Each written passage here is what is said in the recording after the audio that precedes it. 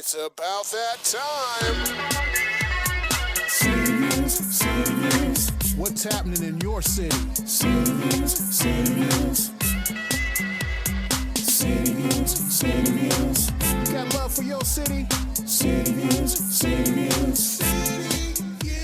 City Views. City Views. City Views. Ah, City Views, City Views. City Views. City Views. Ah, City Views, City Views. City Views. City Views. Ah, City Views, City Views. City Views. City Views. ah, City Views, City Views. City Views, City Views, City Views. Ah, City Views, City Views. City Views, City Views. City Views. City Views, City Views.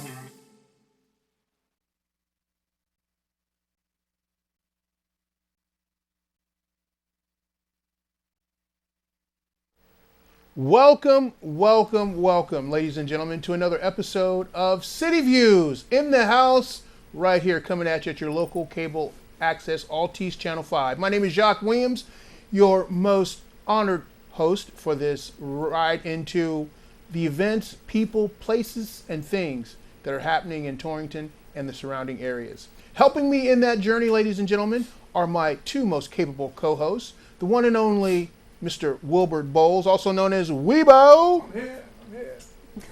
Tears my eyes, I'm here. and the lovely and talented Miss Melissa Cross. Good evening. Without Parker. Hi. I know Parker's like, he's like old news now, Yeah, Weebo. old news, old hat. Poor Parker. He's been replaced. Yeah, with the dog. The dog. You know, you're right. Yeah, okay. I got dog hair all over me. Oh, Yeah. boy. Woof. Nonetheless, ladies and gentlemen, regardless of the personal narratives of our co-hosts here, which I'm sure you probably, I don't know, there might be some interest there. If you check out Melissa's social media page, you'll see that she's up to a lot of things. So, All kinds of shenanigans. Shenanigans galore. You never know. yes. And now I'm back on TikTok. Uh-oh. TikTok? Oh, man. TikTok. Another social media platform? Yeah, kind of. It's just a fun place to make very short videos. I don't Yes. know if you've seen the ones that I've done lately. They're usually 15 seconds, very quick. Yes. The Sandman one I did, and they're filters. You know, I use Snapchat sometimes to do these videos, and Snapchat filters are very glitchy and buggy, but the TikTok filters, I mean, you can move your face any which way and they stick right on your face. They do Wow. a really good job with it. Wow. So if you have the chance to go to TikTok, it's actually very entertaining. Well, I've seen some of your posts, and they are quite hilarious. Oh yeah. Well, not just Riding mine. the carriage and everything. The what? On the carriage and everything. The bicycles. Yeah. Right I was just at now. Ocean State today, and they're like, "Hey, Melissa's back." I was So- thinking about that. I'm like, I mean, you should be charging these people because you're like giving them free publicity. Yeah. Well, you know, the interesting thing is I think I might have mentioned this last week, is I do this at a lot of stores, and we always tag up the stores, we always mention the stores, and there's only one store that has ever responded to every single time that I've made a shenanigans video or a picture, and that is Ocean State Job Lot. And I plugged them last week. I'm going to plug them again. They are a big box chain store with a small mom and pop feel. That's all I got to say. They're great there. Okay. And I guess that's all, folks. That's all, All right. folks. Okay. We also want to take this opportunity to thank our very, very kind and generous sponsor, Toth Insurance Agency, located at 1151 East Main Street. Steve Toth Thanks, and Steve. the crew down there, making sure that that we're on point here at City Views. We appreciate that. They are wonderful, and the great thing about them is that you can go and ask them all kinds of insurance questions, and you are not obligated. Yeah. I mean, there's a lot that you don't think about in the day-to-day about Right. how insurance can protect you. But all of the agents there at Toth Insurance, not just Steve, all of them there are really great people that you can contact and come with your insurance questions, because that can be a real confusing and slippery slope sometimes. It can be, and I think it's very important to understand that good information is very valuable. So if you can glean that information from a credible source without, getting tanked over it, then I think that's something that has to be taken into consideration. Absolutely. So we want to thank Toth Insurance Agency and the GOAT folks down there for their support here for us here at City Views. Now, we've seen a slight uptick in our subscriptions for the City Views YouTube site. And the reason why that's so important is because we want to begin streaming the show to our audience who may not be able to catch the show at our live recorded time slot. So it's all about convenience and accommodating the residents and the viewers that are taking advantage of the information that they get from the show. So definitely want to thank a few people. I want to thank Ruby for her subscription. Thank you, Ruby. Want to thank Kathy for her subscription. Thank you so much. And a few friends from back in Ohio that are subscribing. My main man, John Bullock. Thanks, John. And Deborah, also one of my friends from back in the day. Thank you so much for your support. So help us reach that 1,000 subscription. That's our number. goal, is to get to 1,000. Once you get to that 1,000, then we can do the live streaming. And so, please, when you're out there, just go ahead and give us a subscription on that YouTube. It'd help us out a great deal. Absolutely. And you can subscribe at cityviews-ct, and it's free. And even though our website is temporarily under construction, you can check that out at cityviews-ct.com. So that's pretty easy there, just a little .com, and then you can direct yourself right into the world of City Views. Yep, City Views. So we encourage you to do that. Now, folks, the weekend in review. Lot going on this weekend, both locally, on the state level, and also nationally. And I heard you were attending something very interesting this weekend. You want to tell us about it, Weibo? You talking about Saturday or Friday? Well, why don't you fill us in on both? Full weekend there for you, Weibo. Yeah, every weekend is full for Weibo. He's the man about town, man. No, not me, man. AM or PM? Humbleness behooves you. Okay. Yeah, so let it rip. What's going on? Oh, Friday night went down to that coaching thing last night. Beautiful. Oh, Friday right there. a new opportunity. New opportunity. That was great. Our culture is beautiful. Culture beautiful. The collaboration there with several other entities here in the Torrington area. Our culture is beautiful. Presented the show, and they had a little help from the New England Peace Center. Culture for a Cause, the Noki Gallery, and Unity in the Community, which is Meg Capin's initiative. And it was very well attended. We had Mark and Gail from the Torrington Historical Society that attended. It was good to see them in the house.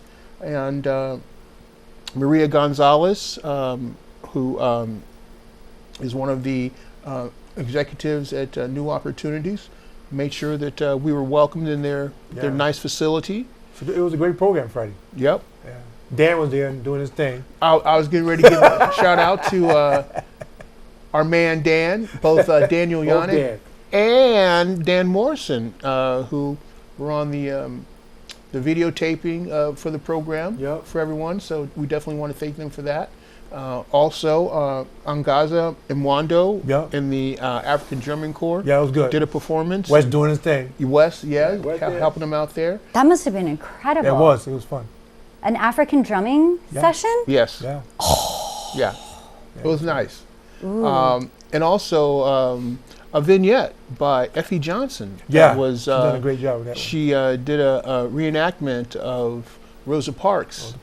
in her, I guess you could call it historic denial of or assertion of her civil right. Mm, that's amazing. Yeah, it was a pretty powerful presentation on her behalf. So then on Saturday, they had a big party. My granddaughter, she was 2 years old. Uh-oh. It was all about her. It was all about her. Weebo hasn't been the same. It's like I'm the play toy. Yes. She's got you wrapped right here. Oh yeah, she do it, man. Aww. With that baby shark, man. Yes. Oh man, baby shark. Baby shark. Everybody know about baby shark. Oh dear. Yes, indeed, baby shark. Baby shark. And they got a different language too. They do? Oh yeah, different kind of music, whatever they, R&B, whatever. All right. Oh yeah, rock, whatever. Yeah. Nice. You too. Yeah. Well, it's nice to know that the young generation is getting the good Yeah, stuff. and they learn it too. They learn stuff how to wash your hands, and, be polite and do things the right way. That's really incredible. Yeah, I can dig that. Very cool. I guess there was a couple incidents that happened over the weekend that were kind of somewhat alarming. We want to give a big shout out to the Drakeville Fire Department. Yeah, Drakeville. Oh Thanks, guys. Yeah. I guess when you have these situations where the weather goes up a little quicker than people expect, it can definitely cause some hazardous situations. Yeah. And the fire departments and the rescue teams and the first responders, they really had a tough one on their hands. Yeah, it was busy. And when people are out, ice fishing and doing things of that nature, you normally don't think about the ice breaking through. But fortunately, in this case, when it did, our first responders were like Johnny on the spot, and I'm sure there's a lot of grateful people today. Yeah. Due to their dedication and commitment. So we definitely want to give a shout out to the fire departments and everyone that was involved in their life-saving efforts over the weekend. Absolutely. Every person who's on a fire department is absolutely amazing in what they give. Absolutely. And we have to be very careful about that too, because as a lot of units are, funding for these ventures now are becoming tough. So those are issues that we definitely need to bring to the community's attention, and hopefully there's some fundraising efforts that can be put in place to make sure that we keep our community safe and sound. Especially the volunteers, fire department. Absolutely. Absolutely. Yeah. Support. That's pretty serious stuff. It is. Yep, definitely. So and then hopefully we'll be able to touch base with Michelle Cook a little bit later on in our What's Cooking segment. But Excellent. big vote today in the state capitol. Oh, that's right. Yeah. The vaccination issue has become kind of a hot topic.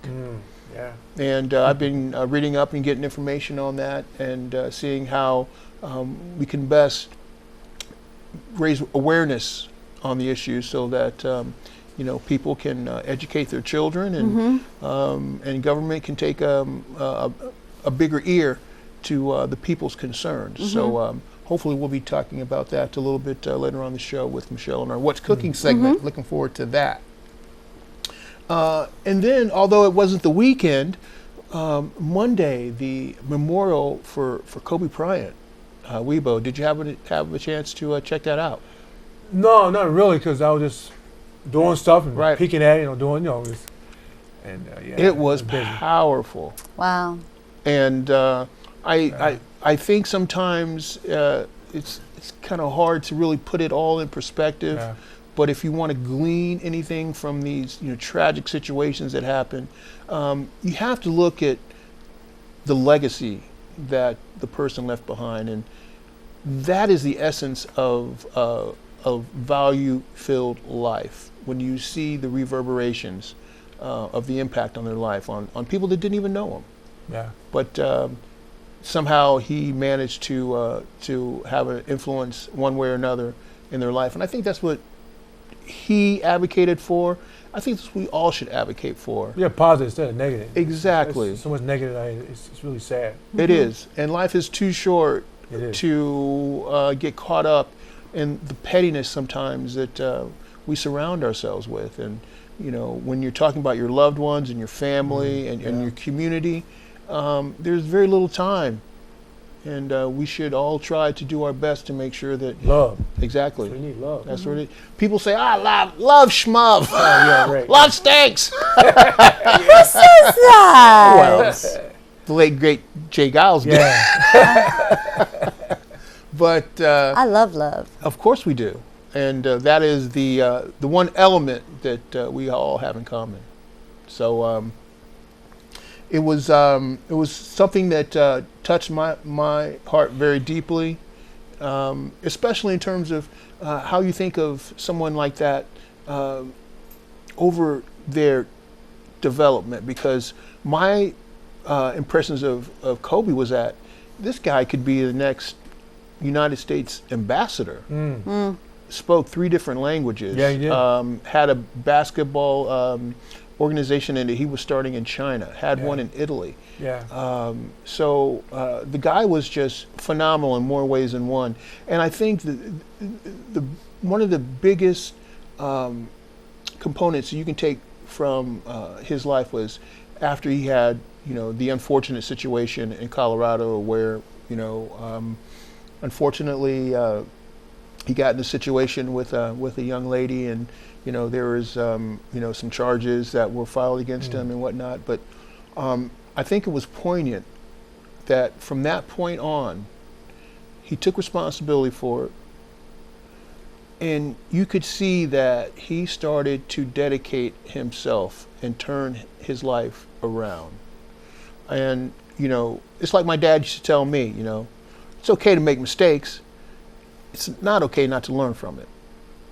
And that's where we need to be in our communities, in our families.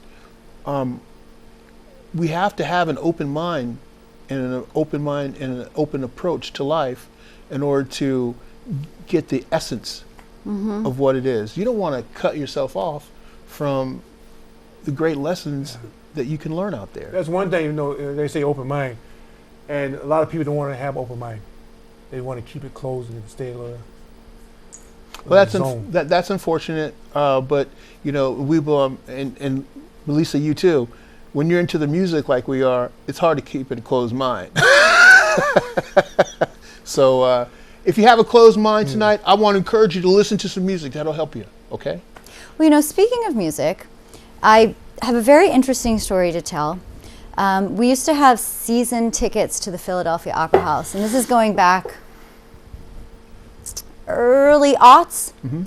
And they had taken Toni Morrison's Beloved and turned it into a libretto. Whoa. And I was privileged enough to be there. The beginnings of being able to see this opera, literally one of the first groups of people to see it. And I'll never forget, we get into the audience, and we had our regular seats that we had every opera. And I'm looking through the playbill, and I'm looking around and looking at people, and I see this woman sitting behind me. I'm like, gosh, she looks so familiar. And then I open up the playbill, and I remember that beautiful Toni Morrison was literally just sitting a few seats behind me. And what an honor to be able to be there. And opera is a pretty white-dominated field of music, and to see it to have this African music and this African beat, you're talking about the African drums, starting off this opera was a very, very powerful experience for me. And being the month of February, this was a story that I really wanted to bring up before February was over. And just to talk about what an honor it was to be there. And it's kind of typical of me to see a celebrity and not recognize them. So I was really thankful to the playbill. Because if not, I would have just thought, who is this beautiful woman who's so familiar to me? Yes, indeed. Well, I know those sentiments all too well.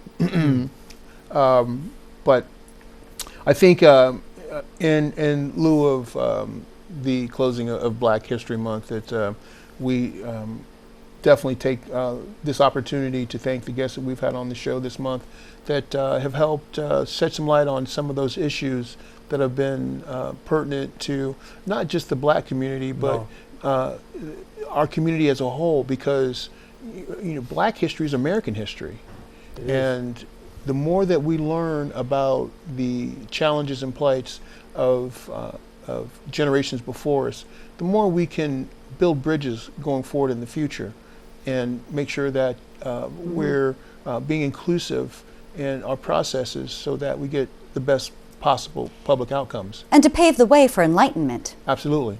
Enlightenment is a good thing. Oh, yeah. Having an open mind. Yeah. Come on. Yeah, that's right. So we're going to prepare for our guest this evening in the studio, First Selectman of Thomaston, Ed Mone. Edmund Mone. So we're going to talk to him. This is going to be a delightful conversation because one of the things that we love to do here at City Views is get the perspective not only from residents in Torrington, but residents that live in the northwest corner, because there is a definite tie and connection there. We want to make sure that we have a flow of information that can help our residents make decisions in their daily lives and open the lines of communication so that their voices can be heard in our governmental processes as well. So you guys stay tuned. We're going to be coming up right after the break with First Selectman from Thomaston, Mr. Ed Mone. And you guys feel free to call in. You got the number right there, 860-361-9985. Call all your friends and neighbors and tell them to catch it while it's hot at your local Access Altice Channel 5. City Views. We'll be right back.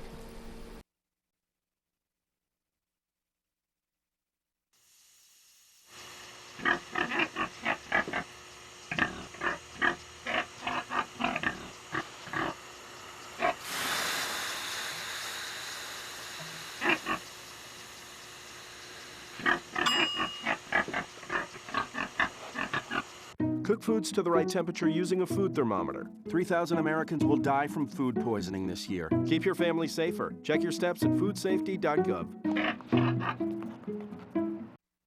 So, I'm kind of new here, but I've noticed a trend. My human does this funny thing where she goes around and gets all my toys, and then she hides them in that basket by the door. But it's always the same basket, and it's always in the same place. And then she acts so surprised when I find them, but she's putting them in the same basket again. It's like, hello, that's where you put it last time. You were the worst at hide and go seek.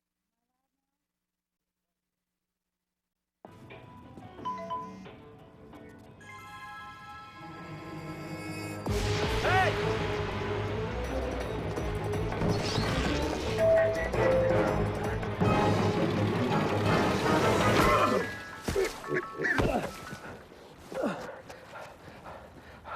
So, same time next week? Well, of course. Put away a few bucks, feel like $1 million. For free tips to help you save, go to Feed the Pig. Did you know kids who play outdoors have healthier lungs? Totally. Did you know that boys that play with dolls make better husbands? My son has lots of dolls. But did you know terry cloth diapers breathe better? I did. It's totally true. Oh, yeah. Did you guys know statistically friendly kids have more friends? Yeah. That's obvious. Did you know most people think they're using the right car seat for their kid, but they're not? Parents who really know it all know for sure that their child is in the right seat. Visit safercar.gov/the right seat to make sure your child is protected.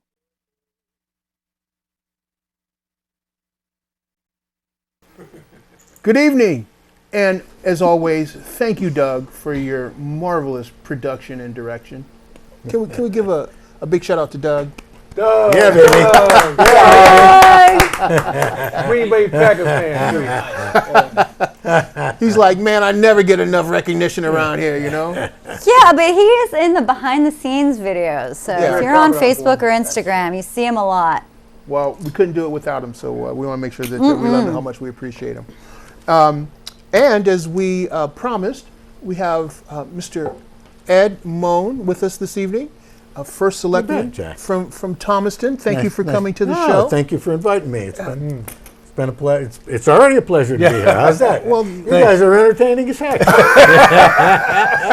This poor guy, when he pulls up in the rain, I ended up going to grab him, pull him in the truck, and do a Facebook Live video with him. Well, so we did the show before the show. Yeah, that's important. Melissa does add an aspect of hospitaliano to the show. Absolutely. Which is And very humor, important. right? Well, there you go. And beauty. I'm the funny one. Absolutely so. Yeah, she cracks us up. Ed, thank you so much for coming to the show tonight. Thanks for the invite. And I think one of the things that I want to focus on in this interview is how the levers of government. There seems to be kind of a gaping hole between the people and our government in terms of trust. And some of that is sometimes, I think it's misdirected because people see it on the national level but don't necessarily know how to apply it on the local level. Yeah, my most visceral response to that is just that. I think it's more at the national and the state level that there's that lack of trust. Yeah. I mean, I can only speak for my own community, certainly, but I think I can share this sentiment with many of the other local leaders that I know personally and associate with all the time. I think we have a connection with our communities. Mm-hmm. We speak to our communities. I certainly know that to be true in the smaller communities. Right. I mean, you come to a town like Thomaston, we're roughly 7,800 people. Right. Many of my residents know me. I know many of my residents. We converse when we're in a grocery store. We converse when we're on the sidewalks of town. You know, the questions, answers, whatever they may be, and you know, it's certainly as local leaders, and I would say this is also true for Mayor Carbone in Torrington, Mayor O'Leary in Waterbury, larger communities, certainly than my own. They're very accessible to their communities, and people talk to them all the time. So I think that sense of distrust and mistrust, and I know it's out there as well. A lot of divisiveness, certainly at the national level, and that's, I think, is truly unfortunate for America. But I at the local level, I don't necessarily know that that's the case. In fact, I would disagree with you pretty much because I think there is a sense of trust there. So what are those issues? What are those homegrown issues that, as a selectman, you focus on to make sure that you're delivering services to the community and keeping the residents, enhancing their quality of life? Well, let's start off with the easy. And again, I emphasized this earlier. I'm accessible as heck. Right. I mean, I tell people all the time. I've got an open door in my room, in my office. Rarely is it closed. If it's closed, it's because I'm having a meeting in there, or I'm on a conference call or something. But folks walk into my office all the time, and they first meet my receptionist, and she indicates that she'll give a shout in to me, so to speak, or she may pick up the phone and ask me to, you know. But folks come in, we sit down, and we talk. Right. All right. I mean, it's the way it is. Besides that, if I receive a phone call, the response comes same day. Maybe the next, in some occasions where it's later in the day and I'm no longer in the office. If I get an email, it's responded to promptly as well. So the communication factor is there. And when you have communication, which is the key element, That's the key. it really is the key element. Key. When you have communication, that sense of trust is there as well. You don't necessarily, and I'm a great one for telling people what I perceive to be the truth. Okay? I'm not going to snow anybody. I don't promise anybody anything that isn't readily or realistically, I should say, attainable. I tell them the truth. Now, sometimes, candidly, it may not be the answer they want to hear. But I've always found that they appreciate knowing the reality. Okay? And they accept that. And the answer is always, well, we can't satisfy that today. Right. But it is on our radar. Right. Okay? And it's realistically on our radar, and we will address it as we have the ability to do so. Correct. One of the key elements really is, at least from my perspective, and this has been foremost to my policy right from day one. I'm trying to control taxation in my community as well. It's very difficult, by the way. Okay, things increase in taxes. I mean, expenses increase all the time. They do in our personal lives, do they not? Yeah. So I mean, certainly they do at the governmental level as well. So we don't want to break anybody's back. We don't want to push anybody out of our town. We don't want to make it unaffordable to live there. So sometimes the things that one may want or are brought to our attention have to be delayed for a while. You know, particularly things like infrastructure. But We do it in a timely fashion. We do it in a prudent fashion, whereby we don't need to raise taxes to do it. We wait for opportunities to present themselves. Opportunities in our borrowing scenario, whereby, okay, certain debt limits are dropping off now. Well, we can see there's greater capacity now to take care of some of those infrastructure needs, and that's how we get it done in Thomaston. Now, so that trust is there because people are told all the time. Just to answer the question, in a sense, is because they're told the truth. Right. And then, not only did you tell them the truth, but you deliver on that promise as it becomes available to do so. Yeah. Now, do you feel a certain level of accountability in terms of how you respond to your constituency? Because the system of government in a small town is different than what you said as far as the bigger towns. Or certainly the state and the federal level. So how does that affect your approach in terms of how your funding mechanisms come together, your budgetary concerns come together, and how you provide those services for your residents? So, day one for me, all right, I walked in, I got elected, and one of the principles I got elected on was really a very old concept that was brought about by, I first heard early 70s, Jimmy Carter. Okay? Zero-based budgeting. Really a simple concept, okay? So when I ran for office and I talked about zero-based budgeting, I don't know how much people really understood it, and I certainly know my department heads didn't initially, okay? So I walked in the door, and they all thought what I meant by that is you get a zero increase. I had it, but the point was, no, I need to educate you. That is not what I'm saying to you. What I'm saying to you is you had a $300,000 budget last year. Throw that right out the window. Start constructing your budget again from day one. Now, you may find you need $290,000 to run your budget effectively. You may find you need $325,000 to run your budget effectively. Bring that forward. Justify those increases, and I and the rest of the Board of Selectmen will support that issue and bring it to the Board of Finance and ultimately to the town for approval. So that's how you establish these things. And again, but initially everybody was like, oh my God, what is he talking about? This guy's out of his freaking mind. And I was told by some folks, in fact, my financial director at the time says, Ed, you can't implement that at the city level, at the local level. That doesn't work in government. I says, but it does.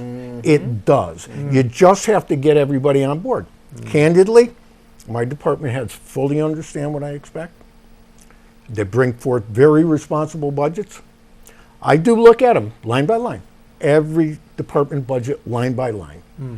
And I tweak them sometimes. Sometimes I look at it and I say, well, I think you can save a little money here. But by the way, you're underfunding this line because I'm looking at it for the last 5 years. In the last 5 years, you've not had enough money in that budget, that line item. Now, they make it work in most cases in the overall for their budget because you give the departments a budget, the funding, so to speak, and then it's up to them to utilize it, okay? Right. So they'll probably bring it in, but what are they now? They're robbing Peter to pay Paul, so to speak, right? What I want is them to do is have it in the right line so that they can appropriate it properly. And we do that, and I do that on an annual basis with everybody. But again, I give my department heads a great deal of credit. They get the program, they understand it. I've been around for 10 years plus now, so they do get the program and they understand it, and they really work very collaboratively with us, and that's greatly appreciated. It makes my job much easier. Now, what do you think prepared you for your service as a selectman in Thomaston? What did you do before? I was a small businessman. Okay. So when you're a small businessman, such as I was, okay, with I had a crew, small. I was a contractor, okay, painting, drywall, wall covering, that kind of thing. Worked on interiors, worked on exteriors, did large jobs, did commercial, did small, did build outs and stores. I had a whole array of things, residential as well, if I didn't say that previously. So being a businessman, a small businessman, okay, And also, by the way, wore the hat, went out there and worked too. Okay? And you know what? That's important. I'm going to say that. That's really important. You need to understand what your guys on a daily basis need to do to understand the job and their function as well. So, and they appreciate also that you're in their trenches sweating with them. Okay? So that, but wearing all the hats, makes you understand how to, if you could run a small business, that translates to running the finances of a town as well. Because what is it? What is municipal government? It's nothing more than the business of the people in your community.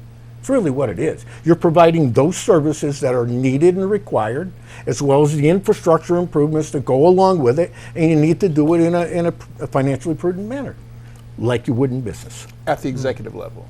Yes, at the executive level. Yes. Do you mind if we take our call from Michelle for our What's Cooking segment? No, please. And please feel to chime in at any time. Good evening, Michelle. Good evening. What's cooking? Well, we have Mr. Edmund Mone in the studio with us this evening. He's the selectman from Thomaston. And we've just been talking about some of the differences between smaller governments and city governments, and some of the necessary elements to make sure that the residents and constituency are getting their needs met in the community. So we're going to return to that conversation here briefly. But Michelle, there's some real, let's just say, noteworthy developments that are taking place here lately. I wouldn't know what you were referring to. Just Michelle Cook. Michelle Cook. Hi, Michelle. Ed Mone. We saw one another, by the way, up yesterday up in Hartford. Michelle. Yes, we did. Right, nice Michelle. We all stood shoulder to shoulder talking about the Waterbury rail line. And Michelle also advocated for that on our behalf as well. By the way, thank you very much for your support, Michelle.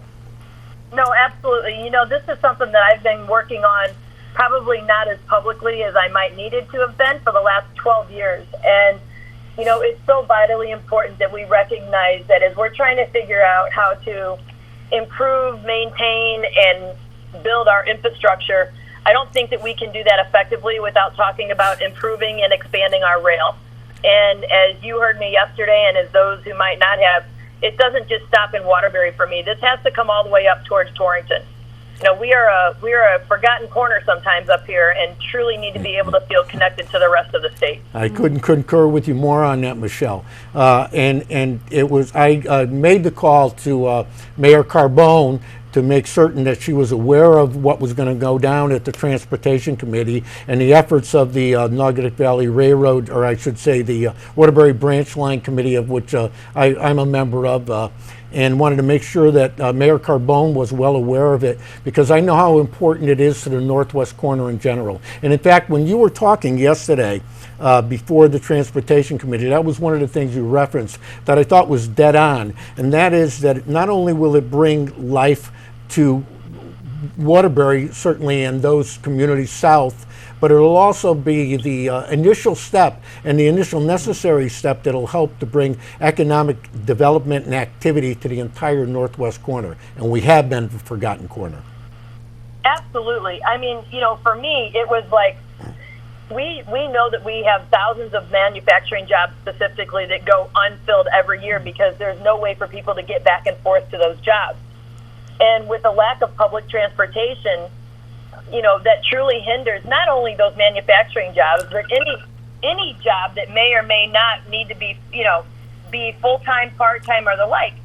We recognize that we have a shortage of CNAs in our nursing homes. We recognize that we have a shortage in paraprofessionals in our schools, and a variety of different things that we could really help solve those problems by just expanding our transportation. And I think that starts with our buses, but it does not end there. It must continue to go to rail.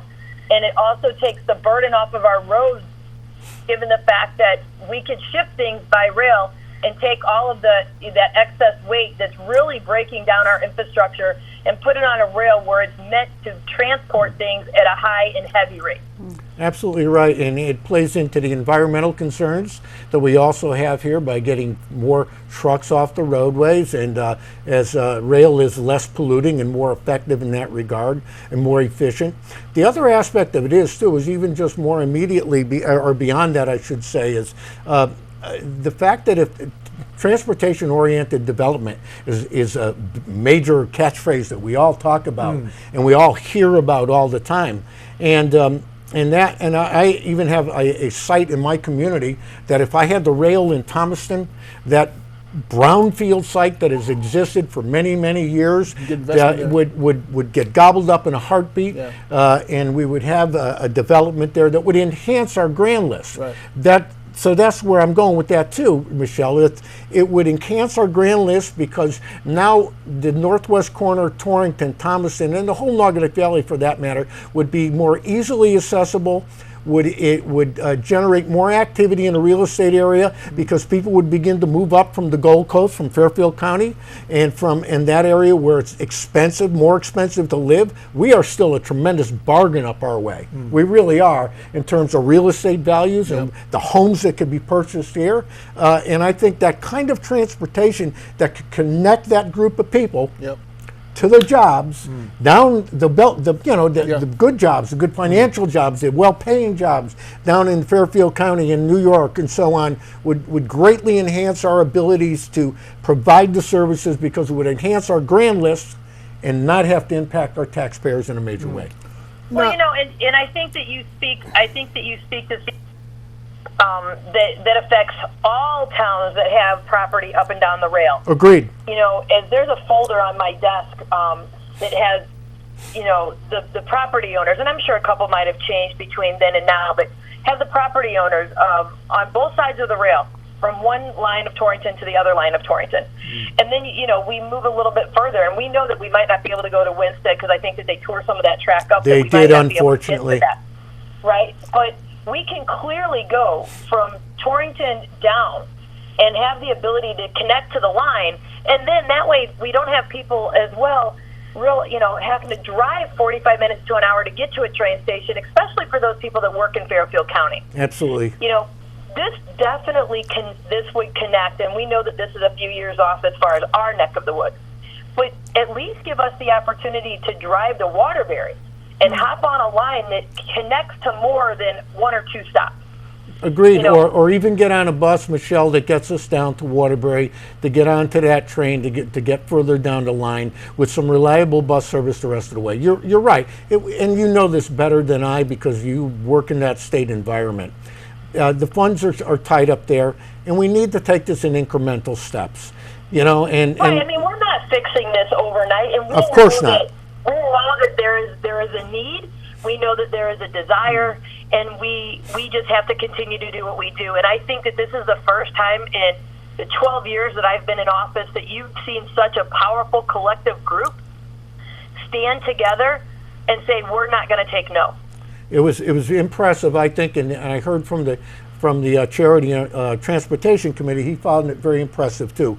The real nice thing about this is where there's this mistrust and government is dysfunctional. You had Democrats and Republicans who didn't give a damn about their party affiliations whatsoever, who stood shoulder to shoulder for what was important for their communities up there advocating, and it was recognized. It was recognized. That is how government should work at all levels. I love it. You're right. I agree with you. I love it. Now, I'm not sure, Michelle, but what you're discussing now as far as funding for something like this, could part of this new funding bill that the governor has decided to pass on to municipalities, could that be included in some type of funding for this type of effort? No, and so I'm not sure how much you got into the details of funding mechanisms before I got on the phone. But there's already money Michelle. There for rail funding. We just have to have it allocated for, at least some of it needs to be allocated for the project that we're referring to. Yeah. So, and what needs to happen right now, we are in a great position. Our bond rating is very high. Our interest rates to borrow is very low. And this would be the ideal opportunity hop on and say, no pun intended, to say, we need to now invest. We need to see, the error of the ways in the past. We recognize that there's been significant investment in the rails and the infrastructure and train stations and the like all the way down the coast. Vitally important. There's nobody that could tell you otherwise. It is vitally important. That helps the traffic and the passage back and forth to New York, and people to go up and down the coastline, and people to get from parts of the valley down to where they need to go. This, in fact, would just be a build on what has already happened. And I think Representative Butler said it best. We've supported everybody else's projects. Now it's their turn to support ours. There it is. Right. There's already been a $90 million investment in the Waterbury rail line. Wow. Right. That was invested in order to provide some additional sidings and signalization and positive train controls so that we can run trains in both directions. Because right now, well, I won't say right now, it's in the process thereof. But let's say previous to this investment, you could only run one train at a time because there was no way to offload, so to speak. You had to come all the way up, you had to go all the way back, one track, no place else to go. So this is the initial investment that's made. What we now need is further investment in it because the infrastructure, that is the rail cars, the locomotives that need to drive them and so on, are antiquated. And there's often failures. We need that investment in order to continue with this and expand on the service and have greater headway, that is greater, more trains leaving and coming in and leaving from both Waterbury and Grand Central and up the line. So that's the key element, and that's what we're driving for. Whether do we get this all in one fell swoop? Probably not, and I'm sure Michelle would agree with me on that. But if we can get it started and if we can get this operational up to Waterbury, then Thomaston and Torrington are the next steps, and we begin to talk about that. It's a long-range plan. One of the things I've learned in government is you need to be patient and persistent, and persistent is the key element. Never forget what your goals are. And look for the opportunities to go for those goals. Agreed? Well, and I think by having the fact that we have not dug up and removed the rail from Torrington to Waterbury is a huge testament to the dedication of getting something done. And having those folks that are truly dedicated to keeping that way of life and that need alive by doing the train with Santa and Thomas the Train and the foliage trains and the chocolate trains, like all of those things, they're truly keeping that passion and desire alive so people don't forget the importance of what's there. And, I can't speak enough to those guys that have advocated and just continue to push on about what, not only is it a passion for them, but they recognize the error in the past ways of when we start losing things and thinking that changing things for the better are not always that way. Yeah, the Nordic Valley Railroad is based in Thomaston, and they are providing tourist industry to the valley, and it's great. I could see them also partnering at a future point in time and saying, hey, look, because they own the track up in that area, or at least they lease the track, and from the state of Connecticut. And I could see them getting on board and saying, hey, look, we can provide some service here. We can do this. We can be the link between Thomaston and Torrington. At least I would be there to encourage them. And I know that they're very energetic in that group, and they would likely be interested in doing that. So it could be the next step once we get them to Waterbury. The only thing is, I hope, because I remember when I moved to Torrington over 25 years ago, I was coming from New Haven to Torrington. I got on the bus. The bus went to Waterbury, and on the last stop, it turned around to go back in the other direction. And I was like, wait a minute, because I had been down Route 8 twice before that. I'm like, wait a minute. This is going to be a long walk. So. Well, and Jack, number one, you've been here for 25 years. Anyway, so I think that really speaks to the testament of why it was so important to get some bus line up and down here. And it, you know, and it and took when us we- many years to when- do that. Yeah, I know. Right, and when UConn, in their infinite short-sighted wisdom, decided that they were going to close the campus, and let's not even bring all of that up. But when they did that, part of my negotiations with them is you must provide transportation for students to get from here to Waterbury. Right. You must do that because there was a lot of, literally there were 80 students that were enrolled there, but if those students did not have the ability to get from point A to point B, they weren't going to school.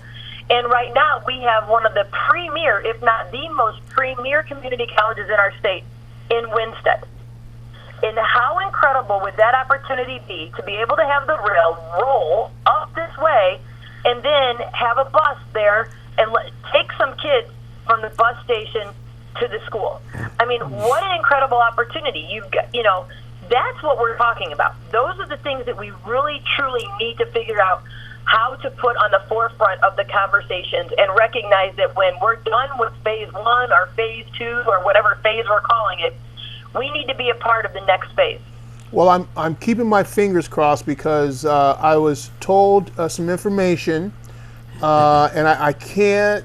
I wish I could, but I can't talk about it. But hopefully, we're going to have Mike Rick on the show here in the next few weeks, and he can update us on some of the stuff that he's working on. It's really exciting, and I think it's really interesting to see from a bird's eye view how all these different things start to come together.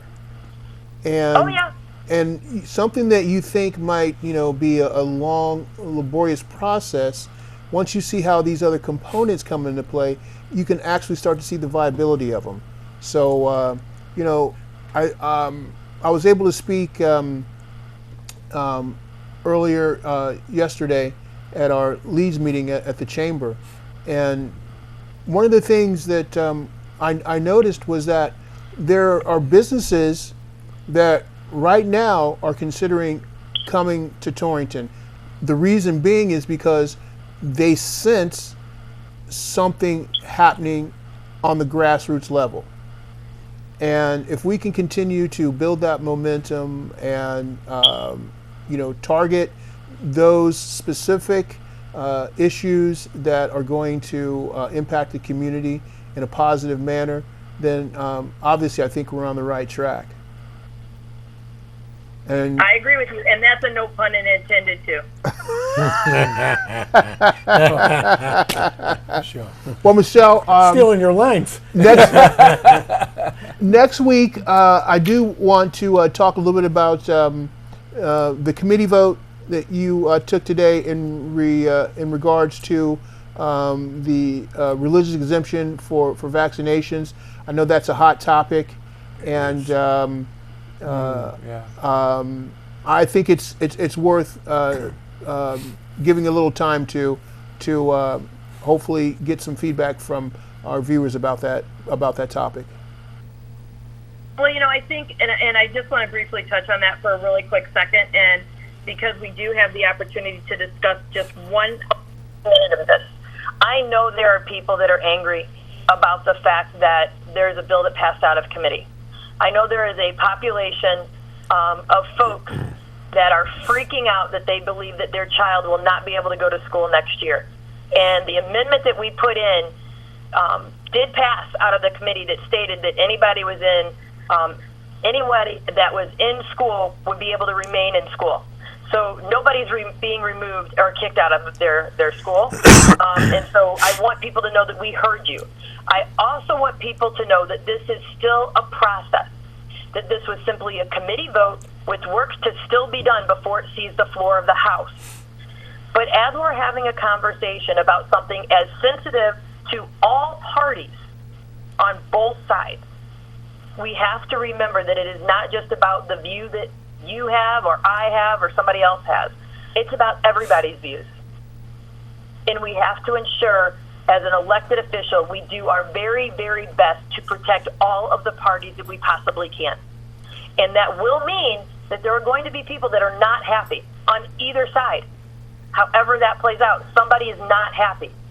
because obviously things were not right, or we would have never had to bring this up to begin with. And I didn't bring this up, but it ended up being in front of my committee. Now, I'm just asking that when people have a conversation about this, to take a step back and realize people have beliefs and views on both sides of this topic. Michelle, if the bill wouldn't have passed in committee, then it's a dead issue, correct? No, that's not correct. That could be reliant to an executive order. Okay.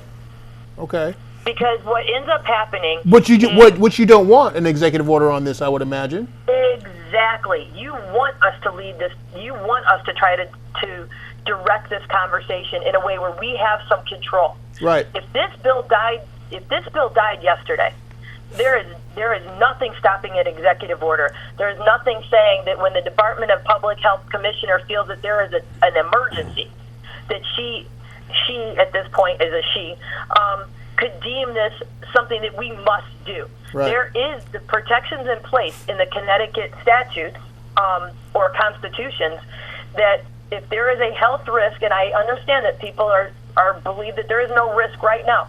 I won't argue that. There might not be a risk today. But as I said yesterday in the hearing, we cannot continue to be a reactive state. We must be a proactive state.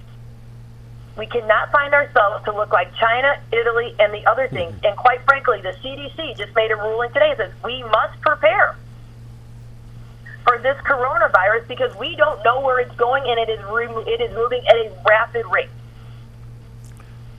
I personally am not saying that where we are right now is in a state of emergency, but I do know that we in Torrington, we vaccinated a great rate. We're at about a 95-96% with about 1% of our children using a religious exemption. Torrington, we're okay. But that doesn't mean that there's not other pockets in our state that are far below what the approval percentage is. And because I always say that I start with Torrington and I move out, this is something that affects our entire state. People need to be. And right now, we have ensured that the 7,500 kids, by the original proposal, will not be removed from school. But we also have to recognize that we have an obligation to protect all children, not just one group of children or the other. And so trying to figure out how to do that is not an easy task. I hear you. Michelle, unfortunately, we're running short on time. In fact, I won't even be able to have a chance to get our other call in. But let's follow up more on that on our next show, okay? Absolutely. Thank you all. Thank you. Bye, Michelle. Always. Bye, Michelle. All right. Have a good evening. Night. Have a good All evening. Night. Unfortunately, we won't be able to take our other call tonight. We just ran out of time. But I must say this. You could apply to be a Dallas Cowboy cheerleader. You bring so much enthusiasm to the table. I mean, I'm not sure that I could wear the costume well. But we're going to get you some pom-poms, okay? That's so refreshing to hear someone that's committed and dedicated to what you do on this level. Listen, that's one of the things that I think you need to bring to the table as a public servant. If you're not committed to what you're doing, if you don't have the enthusiasm for it, if you don't have the drive to do the job for that which is in the best interest of your constituents, you shouldn't be there. That's true.